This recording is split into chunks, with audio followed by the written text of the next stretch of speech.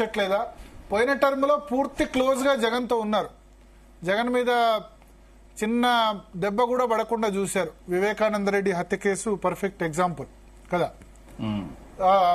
ఆ ఇష్యూలో అయితే సిబిఐ ఏ విధంగా వ్యవహరించిందో మనం చూసాం కదా, అవినాష్ రెడ్డిని అరెస్ట్ చేయకుండా. తర్వాత పవన్ కళ్యాణ్ తో ప్రాక్సిమిటీ, క్లోజ్నెస్ స్టేజ్ మీదనే చూస్తున్నాం ప్రతిసారి. అది ఢిల్లీ ముఖ్యమంత్రి ప్రమాణ స్వీకారమైనా, మొన్న అమరావతి సందర్భంగా చాక్లెట్ ఇవ్వడమైనా, ప్లస్ ఇటు లోకేష్ తో. సో ముగ్గురుతో గేమ్ ఆడుతున్నట్టు అనిపించట్లేదా? దీనిలో నిజాయితీగా ఎవరితో? ఇందులో నాకైతే వైరుధ్యం ఏం కనిపించట్లా. ఎందుకంటే ఇంగ్లీష్ లో సామెత ఉంది కదా, వాళ్ళు వాళ్ళ వాళ్ళ వాళ్ళ కోడిగుడ్లన్నింటినీ ఒకటే బుట్టలో పెట్టట్లా, స్ప్రెడ్ చేస్తున్నారు. పొలిటికల్ గా మనకి ఏవైతే ఉపయోగాలు ఉంటాయో, ఏ ఫోర్సెస్ తో అయితే మనకు భవిష్యత్తులో ప్రయోజనం ఉంటుందో అన్ని ఫోర్సెస్ ని మన వైపు ఉంచుకోవాలి అనే ప్రయత్నం. ఇప్పుడు టీడీపీ ఆబ్వియస్లీ బిగ్గర్ పార్ట్నర్ బీజేపీకి. ఇవాళ TDP on its own government form చేయగలదు, అందరికీ తెలుసు. కాకపోతే ఎన్డీఏగా వెళ్లారు కాబట్టి ఎన్నికల్లోకి, మిగతా ఎన్డీఏ పార్ట్నర్స్ కూడా గవర్నమెంట్ లో ఉన్నారు. కానీ ఆన్ ఇట్స్ ఓన్ దానికి చాలా బలం ఉంది ఇవాళ. అయితే ఇవాళ అది మేజర్ పార్టీ కాబట్టి ఇప్పటికిప్పుడు బీజేపీ అక్కడ సొంతంగా నిలబడగలిగేటువంటి పరిస్థితి లేదు ఆంధ్రప్రదేశ్లో. సో మరికొంతకాలం పాటు టీడీపీతో ట్రావెల్ చేయాల్సిందే. ఆ నేపథ్యంలో టీడీపీ భవిష్యత్ ఎట్లా ఉండబోతోంది అందరికీ తెలుసు. నెక్స్ట్ నాయకత్వం లోకేష్కి రాబోతోంది. కాబట్టి లోకేష్ ని తమ క్యాంపులో ఉంచుకోవాలి అని చెప్పి మోదీ గారు అనుకోవడంలో ఆశ్చర్యమేమీ లేదు.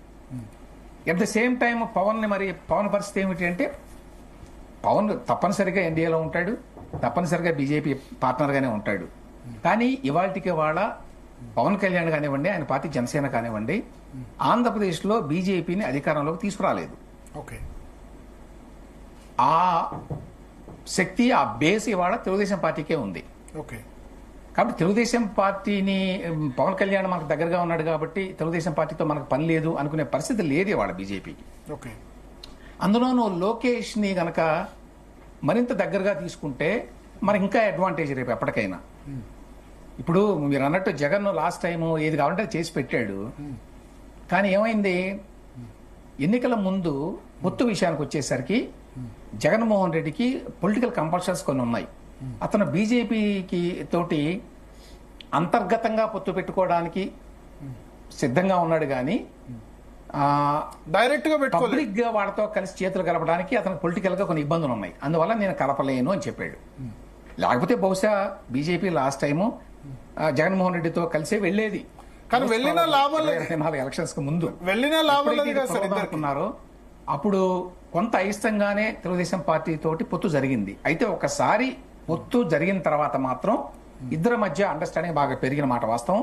దానితోడు చంద్రబాబు నాయుడు కానివ్వండి, లోకేష్ కానివ్వండి, నరేంద్ర మోదీని దేశానికి తిరుగులేని లీడర్ గా ఇవాళ యాక్సెప్ట్ చేస్తున్నారు.